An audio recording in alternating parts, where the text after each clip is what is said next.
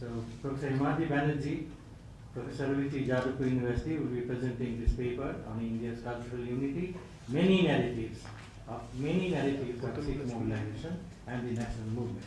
Professor Banerjee has been extremely modest and he has not provided us with any detailed biodata. I think his paper will speak for his biodata. Please, carry on. That is the natural, because I will be talking something which will not be. Okay, thank you very much. Let's be very frank and very specific on certain point. I will be talking on an area which is obviously far away from Kolkata. It is culturally, linguistically, if not politically, distinctly different with Gujarati, with its distinct regional aspiration once again, may conform or dissent. Now, appreciation of relief, before that I need to thank the chair, Professor Chakraborty and Swamiji and my guests and my friends here, that they are still waiting. The cup of tea is there, but still they are ready to listen to me what I will be saying. So begin with it. Now, appreciation of religious diversity and accommodation of linguistic plurality remained important concerns of India's cultural unity. Long journey of Indians on the road to freedom underline how dissimilar linguistic communities of different religious traditions of the subcontinent adopted varied strategies of anti-British political mobilization in the first half of the 20th century. Now, recent wave of growing politicization of religion and violent outbursts against minorities raises doubt whether India's cultural unity would be restricted to academic scrutiny or figure like many other 21st century museum artifacts. The paper argues whether scholars' deep engagement with the changing course of early 20th century Muslim participation in the 20th century freedom movement points to certain silenced areas of Indian movement. That is, too much preoccupation with Muslim, separatism, nationalism, and this and that thing. And six, because of their microscopic minority, less than 3% of the total population, possibly have missed many of these major attentions in the description of national movement. My presentation reviews some of the major strands of Sikh involvement during 3 crucial decades following the introduction of separate electoral politics of 1909 to beginning of the Second World War, 1939. I have restricted myself to these years, but I hope that during the question answer session, some more areas will be opened up in which we can respond. I do not claim that the community was relentlessly engaged in different phases of the national movement. My presentation takes note of junctures when Sikhs stood away from it. Their intensity of political participation in national struggle was therefore of varied forms, and these were generally determined by the community's commitment to defend and develop its interest in Punjab. The central leadership of the community often felt that they were marginalized by the politics of number. Sikhs were preserved, so the Sikhs were particularly residing in around 12 districts of central Punjab, which are generally called Majha area, with Lahore and Amritsar, and it is though they are restricted to these areas, but they had their long-term political, economic, social, and spiritual attachment from Abdal Murshidabad to Hisar, to Mandi, to near Ganganagar, beyond the frontiers of Punjab. So they may be located to these 12 districts, constituting around, say, 12 or 10% of the population. But they have long-term migration, settlement, economic, cultural, political interests. So that is an important trend of future days Sikh politics. So community leadership had to outline the roadmap with enough maturity so that the community could protect its interest at the regional level. But it looked forward to derive benefits out of its interface with other like-minded community at the national level. Their joining the national struggle intensified their search for distinct community identity, principally from that of the Hindus. Hum Hindu nahi, whereas the Sikhs claim that hum Hindu nahi, and the Hindus of Punjab, particularly the Arya Samajis, asserted Sikh Hindu hai. So here is a distinct form of variation of politics in Punjab, which was not to be seen elsewhere or in other parts of India.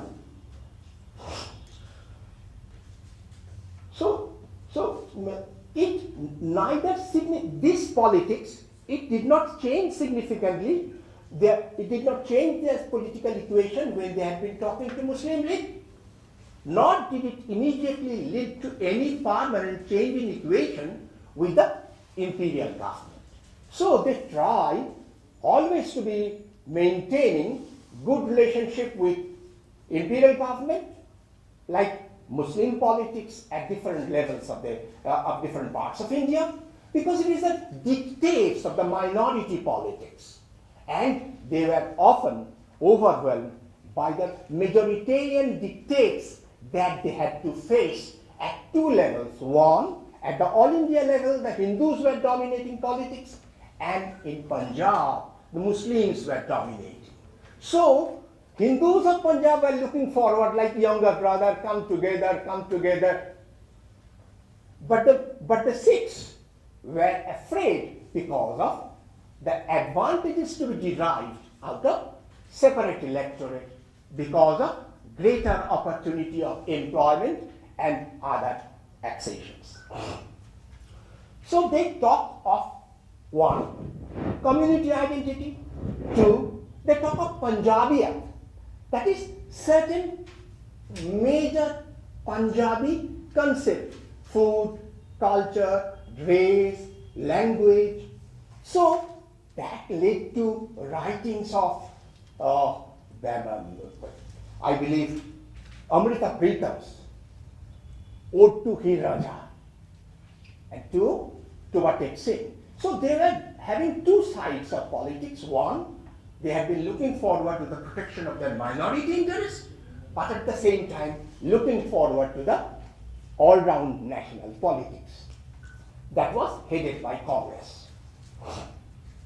Recent studies of Barrier, MacLeod, Oberoi emphasize that the emergence of a distinct Sikh identity and public space in the 19th century, Punjab, but they did not research how they had been in dialogue with the national politics.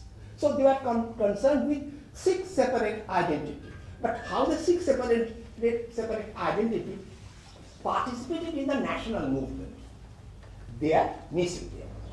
On the other hand, Richard Fox, pioneering research, referred to Sikh participation, but he left midway, say by 1924. That is, the study has started from 1919, he advanced as far as 1924. Then he left, so there is silence. So there is virtually no long-term, united, I believe, cohesive research pointing out the different trains of Sikh politics and its dialogue with the all India politics. It is often missing. Now, the Sikh politics in the late 19th century was basically the politics of loyalty. And that culminated in the foundation, quote and unquote, Sikh Renaissance. It was virtually patronized by the British. And it was the British recruitment that reinsured that position. And this politics continued till 1909. Now, why the Sikhs were not so much friendly towards the British as they had been before? That is, they had been friendly during the second half of the 19th century because it is Punjabi army that saved the British Empire virtually. And it was till 1909 they had been friendly. But after 1909, dissent developed, serious rupture spread, and the Sikhs had to dissociate with, on certain points, with the British government. Now, we find that by the post-World War period, Punjabi contains Rowlatt Satyagraha, and there are many other things, and which you come across in the writings of Professor Ravinder Kumar, how the people were taking their move towards different parts of the city and this and that.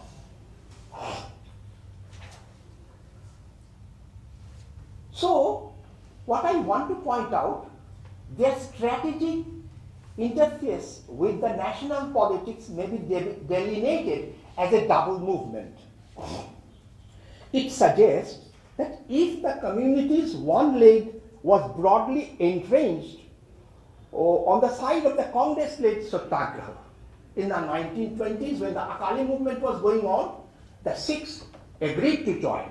They began their non-violence Satyagraha, but they maintained their autonomy. They never allowed Congress to be dictating the strategy, number of jathas, and all other details. So they may follow Congress strategy, but they had their own autonomy in dictating their own politics. So they distinct maintained separate identity, at least the Sikhs in the 1920s.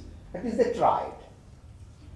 So this thing goes on, but by the 1940s, rather 1930s, they had been cooperating intermittently with the Congress, sometimes moving away, sometimes joining. But with the formal declaration of the Pakistan Resolution of 1941 to the, I believe, final Pakistan Resolution and British recruitment policy, that brought a significant change in Sikh politics. Sikhs refused to be anymore a part of national politics. So by 1939-40, Sikhs withdrew. So let us be very frank, politics of royalty from 1875 to 1909. Then from 1909 to 1939, Sikhs joined hands, participated in national movement, but they were never allowed them to be dictated by Congress politics. So these are the broad outlines which are everywhere known. But there are other areas which the scholars did not mention. Firstly, let us be very frank. Sikh politics is dictated by the Jat Jamidar politics. Out of 100% of Sikh, there would be as much as 68% would be Jats.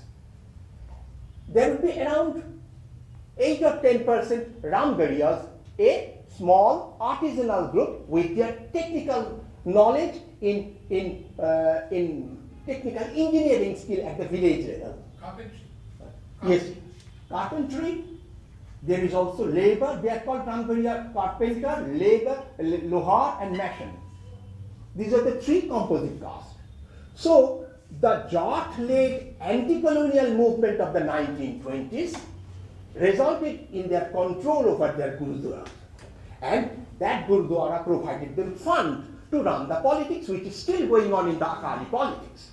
So it was the fund, and it was the platform that was badly needed by the Sikh politicians of the 1920s. So by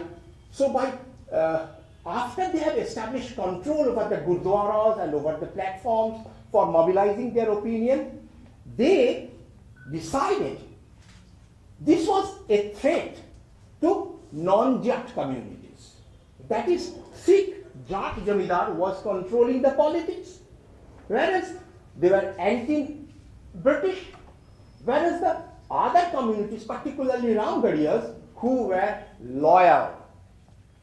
So they decided to drift away from mainland Sikh politics, and they increasingly sided with the British, and they started the new form of Ramgarhia mobilization, almost following the Jat form of mobilization, ideology, icon, Gurdwara, and all these things. But they were extremely bitter towards the Jats.